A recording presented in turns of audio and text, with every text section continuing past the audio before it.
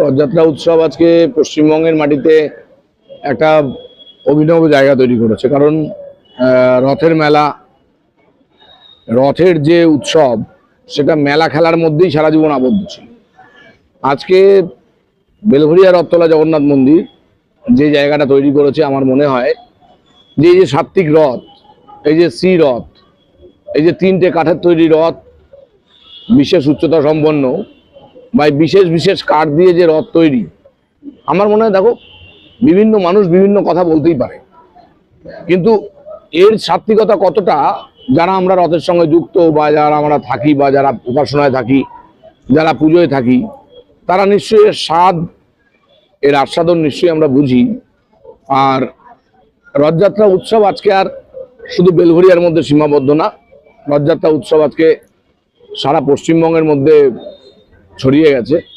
তো আজকের থেকে তো রথযাত্রার শুভ সূচনা, অক্ষয় তৃতীয়া, এই দিন আমাদের বিশেষ পুজোর মাধ্যমে রথযাত্রা উৎসব শুরু হয়। যদিও তার সঙ্গে সঙ্গে আমাদের চন্দন যাত্রা আজকে শুরু, পুরীর মন্দিরেও তাই হয়েছে। পুরীর মন্দির থেকে ঠাকুর মশাইরা এসছেন,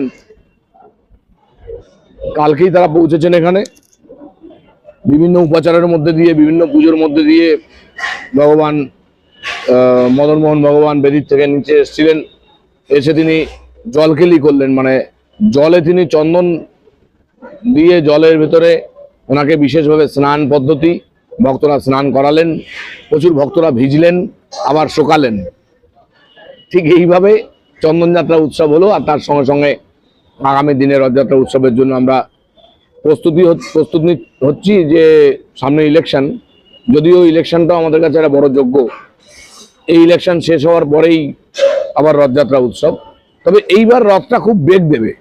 তার কারণ হচ্ছে এসআইআরে প্রায় 3-4 মাস মানুষ অতিষ্ঠ ছিল, ব্যবসাপাতি সমস্ত জায়গার থেকে মানুষ অনেকটাই খারাপ পজিশনে গেছিল। তার মধ্যে মার্চ মাস গেল, তার মধ্যে আবার ইলেকশন, প্রায় 2-2.5 মাস 3 মাস ধরে ইলেকশন চলছে।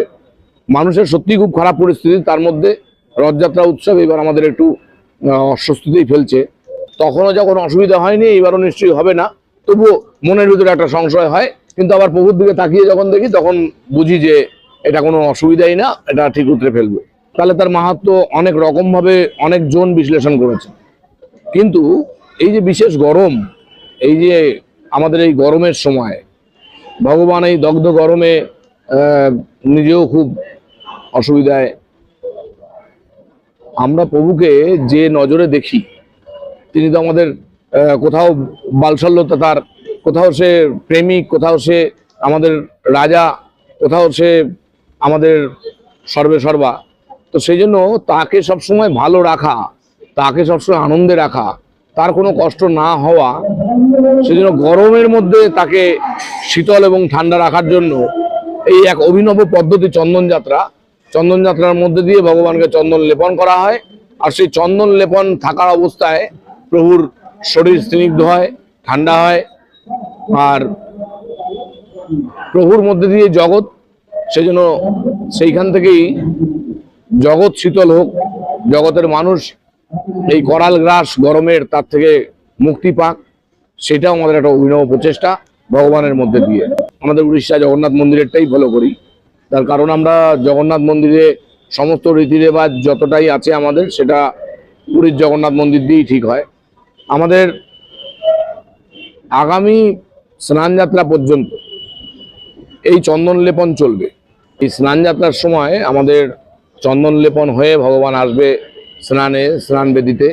স্নানবেদিতে উনি আসার পরে ওনাকে বিশেষ দ্রব্যাদি দিয়ে, বিশেষ জল, সেই জলকে বিশেষ বিশেষ জিনিস দিয়ে, অনেক রকম জড়িবুটি হয় যেগুলো আমরা পুরীর থেকে নিয়ে আসি, সেই সমস্ত কিছু দিয়ে ভগবানকে স্নান করানো হবে।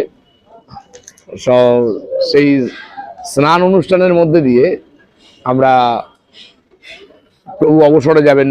তোমরা জানো 15 দিনের অবসর চলে। সেই 15 দিনের অবসরের পর আবার প্রভু রথে উঠবেন। নেত্রমিলন উৎসব হয়, নেত্রমিলন উৎসবের পরে প্রভু রথে ওঠেন। মহামন্ত্র হচ্ছে কীর্তন, ভগবানের নাম। তো যেহেতু আমাদের নারায়ণ সেবা, আমাদের ভগবান স্বয়ং প্রভু, সেই জন্য কীর্তন তো অবধারিত। কীর্তন না থাকলে সবটাই বোধহয়